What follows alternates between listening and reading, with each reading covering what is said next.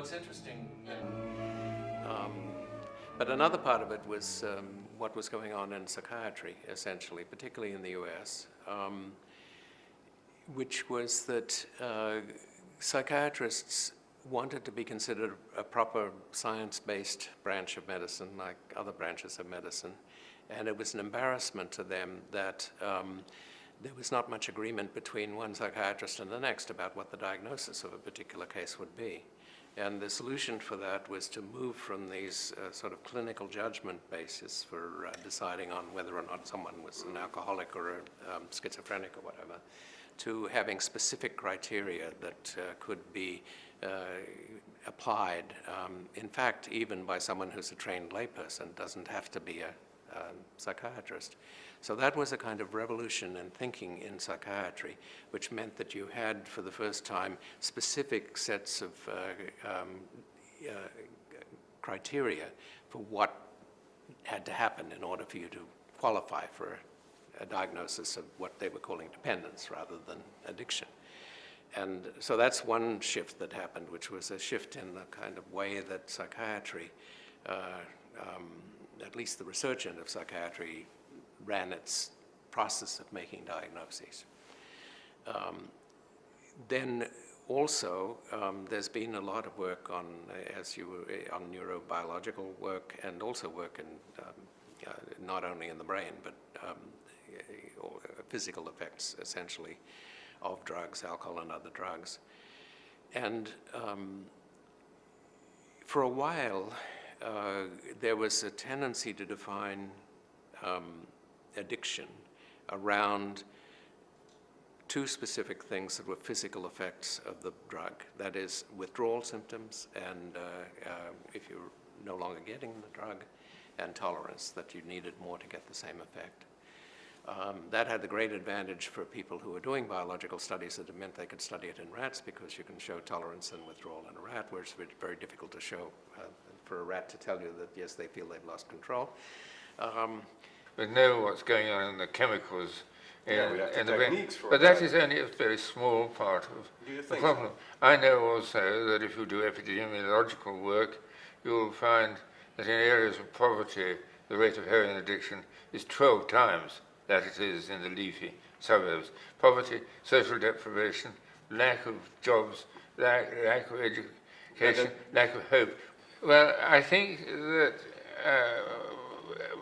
if I look now at smoking, it is a residual problem among the poor and the dispossessed. It's a young mum with 3 children screaming, not coping too well, living in a council block in inhuman conditions, and she's got a cigarette in her mouth. So doctors have stopped.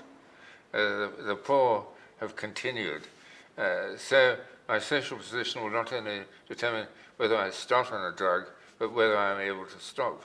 So I think that the whole issue is shot through with a need to escape from 19th century belief in the tubercle bacillus causes tuberculosis. Yes, it does, but tuberculosis occurs in areas of poverty more than in areas of wealth. I was once set the task of writing What If They Found the Magic Pill?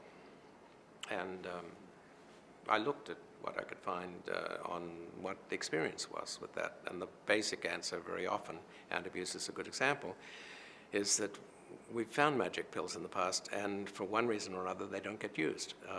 Either the society doesn't like what's involved in it, and ideologically. For instance, there's a pill which probably, PTU, which probably keeps a person with liver damage, even if they continue drinking, their liver won't get any worse. And my suspicion of why that's not been implemented as a therapy is that people don't like the idea that that people could go on drinking without their liver getting worse. They're hoping the treatment people who treat addiction want to bring them into treatment, and that the liver would bring them into treatment, you know. So there are several examples you can point to where you can have a good neurobiological answer, if you like, which just doesn't get applied in practice. Drugs are fun. Drugs are fun for some people, depending on which drug it is, under what circumstance. But yes, they reward you in the reward circuits in the brain. When we started to study internet addiction or gaming addiction, when we started the internet addiction, I thought perhaps it could be nonsense. But looking at this phenomenon and see how people react on our study question, how willing they were to be a member of the internet survey and panel, that showed me how many people were really well, they really had this behavior not under control. So that's why I began to believe in this phenomenon. And it's going very quickly. 10 years ago, it doesn't exist. And perhaps over 10 years, well, the internet addiction we are now looking at is turned in something different.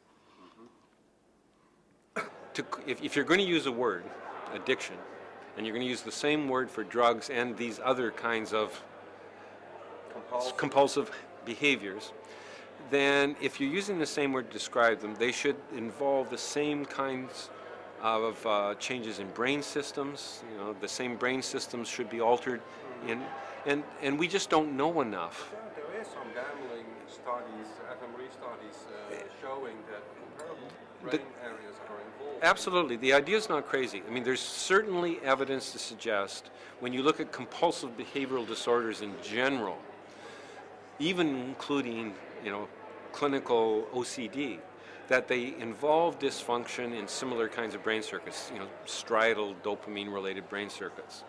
So the idea is certainly got some merit to it on its face, because we do know enough about the fact that they involve common brain circuits.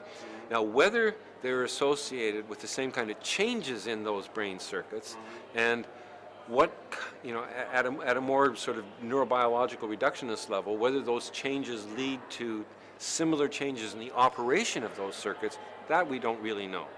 Now, if it turns out that they do, then I think they are, you know, different flavors of a common syndrome. But I think it's an empirical question as to whether that's the case or not. But I'm not saying it's a crazy idea. No. It's a reasonable hypothesis to be pursued, in my opinion.